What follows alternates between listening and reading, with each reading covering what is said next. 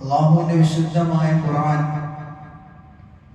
ആ ഖുർആനിൽ അല്ലാഹു സുബ്ഹാനഹു വ തആല ഒരുപാട് ഉപദേശങ്ങളും ഒരുപാട് സന്തോഷ വാർത്തകളും ഒരുപാട് മുന്നറിയിപ്പുകളും ഒരുപാട് പ്രവാചകന്മാരുടെ കാലഘട്ടത്തിൽ അവർക്ക് ലഭിച്ച അനുഗ്രഹങ്ങളും അല്ലാഹു നൽകിയ അനുഗ്രഹങ്ങളെ നിഷേധിച്ചതിന്റെ പേരിലുള്ള അവരുടെ മേൽ ഇറക്കപ്പെട്ട അദാബുകളെ കുറിച്ചും വിശുദ്ധമായ ഖുർആനിൽ ഒരുപാട് സ്ഥലങ്ങളിൽ പരാമർശിക്കുന്നുണ്ട്. അതിൽ അല്ലാഹു സുബ്ഹാനഹു വ തആല അവന്റെ അടിമകളെ കുറിച്ച് പറഞ്ഞത് വഇബാദുർ റഹ്മാനിൽ ലദീന യംശൂന അലൽ അർളി ഹൗന, അല്ലാഹുവിന്റെ അടിമകളായ മനുഷ്യർ അവർ ഈ ഭൂമിയിൽ വിനയത്തോടുകൂടി നടക്കുന്നവരാണ്.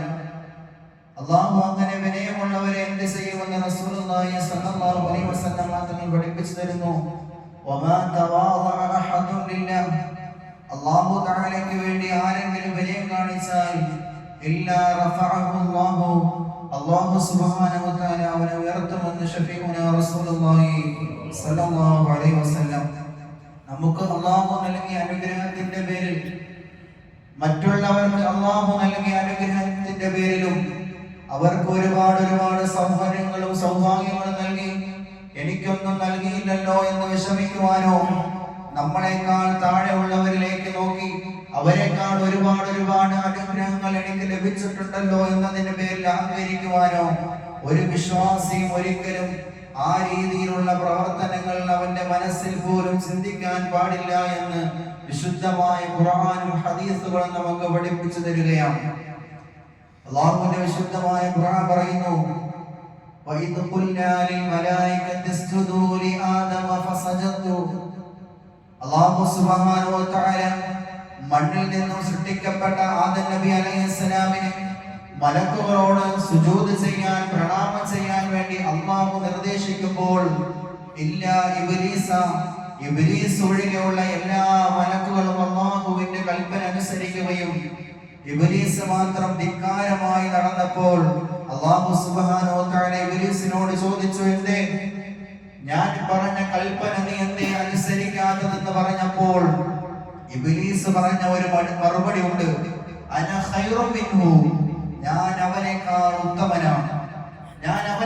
ഉത്തമനാണ്. ഖലഖതനി മിൻ നാർ, നീ എന്നെ നരകത്തിൽ നിന്നാണ് സൃഷ്ടിച്ചത്. വഖലഖതഹു മിൻ തീൻ, നീ അവനെ, അതായത് ആദമിനെ നീ മണ്ണിൽ നിന്നാണ് സൃഷ്ടിച്ചത്. അപ്പോൾ ഇതിൽ ഏറ്റവും ശ്രേഷ്ഠനാരാണ്?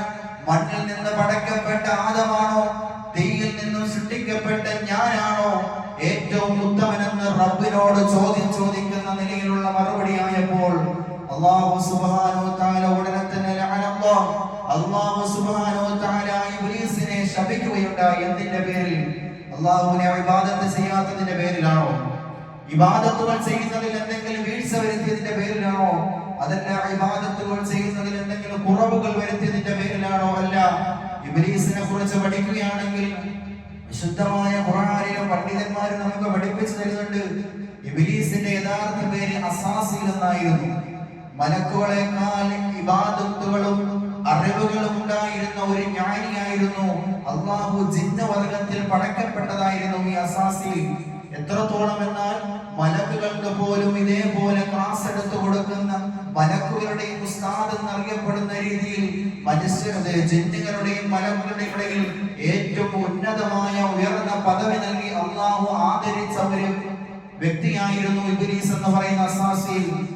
കേവലം അല്ലാഹുവിന്റെ അനുസരണ ധിക്കരിച്ചതിന്റെ പേരിൽ, അല്ലാഹുവിന്റെ അടിമകളെ അനുസരിക്കാത്തതിന്റെ പേരിൽ, ബഹുമാനിക്കാത്തതിന്റെ പേരിൽ, അല്ലാഹുവിനെ വർഷങ്ങളോളം ഇബാദത്ത് ചെയ്ത, മലക്കുകൾക്ക് ദീനീ വിജ്ഞാനം നൽകി കൊടുത്ത, അല്ലാഹുവിന് വേണ്ടി സുജൂദ് ചെയ്തുകൊണ്ടിരുന്ന കേവലം ഒരൊറ്റ പ്രവൃത്തിയുടെ പേരിൽ, ഹൃദയത്തിൽ അഹങ്കാരം വന്നതിന്റെ പേരിൽ, ഞാനാണ് ഏറ്റവും വലിയവനെന്ന തോന്നൽ വന്നതിന്റെ പേരിൽ അല്ലാഹു സുബ്ഹാനഹു വ തആല ഇബ്ലീസിനെ ശപിക്കുകയുണ്ടായി. പ്രിയപ്പെട്ടവരെ, എന്നാൽ അല്ലാഹു നമുക്ക് നൽകിയ അനുഗ്രഹങ്ങൾ വെച്ച് ഞാനും നിങ്ങളും മറ്റുള്ളവരെ താരതമ്യം ചെയ്യുമ്പോൾ അവനേക്കാൾ പണം കൊണ്ടോ പദവി കൊണ്ടോ അല്ലെങ്കിൽ ഭവനങ്ങൾ കൊണ്ടോ വാഹനങ്ങൾ കൊണ്ടോ വസ്ത്രത്തിന്റെ വടിവ് കൊണ്ടോ മറ്റുള്ളവരെക്കാൾ ഞാനാണ് ഏറ്റവും ഉയർന്നവനെന്ന് ചിന്തിക്കുമ്പോൾ എത്രത്തോളം നമ്മൾ തരം താഴ്ന്നു പോകുന്നു എന്ന് വിശുദ്ധമായ ഖുർആനും ഹദീസുകളും ചരിത്രങ്ങളും നമുക്ക് പഠിപ്പിച്ചു തരുന്നുണ്ട്.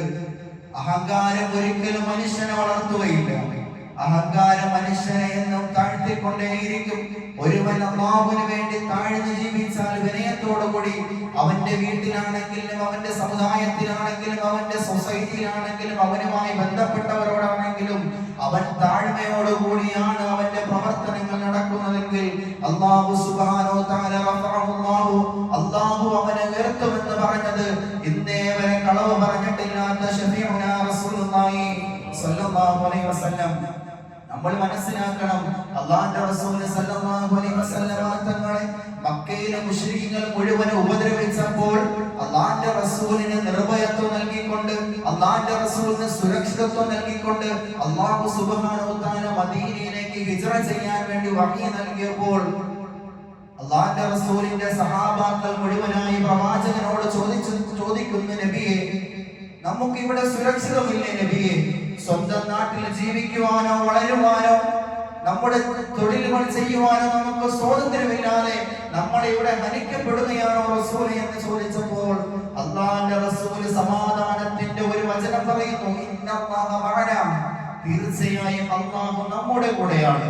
അടിച്ചമർത്തപ്പെട്ട ശത്രുക്കളാൽ ഉപദ്രവിക്കപ്പെട്ട സ്വന്തം നാട്ടിലോ വീട്ടിലോ ജീവിക്കുവാനോ അവരുടെ ആവശ്യങ്ങൾ നടത്തുവാനോ ഏതെങ്കിലും രീതിയിൽ ഉപദ്രവങ്ങളോ സംഭവിക്കുന്നുണ്ടെങ്കിൽ അല്ലാഹു തീർച്ചയായും അവരോടൊപ്പം നിന്ന് അല്ലാഹുവിന്റെ മലക്കുകളായ അല്ലാഹു സഹായിക്കുമെന്ന് വിശുദ്ധമായ ചരിത്രങ്ങൾ നമ്മെ പഠിപ്പിക്കുന്നുണ്ട്.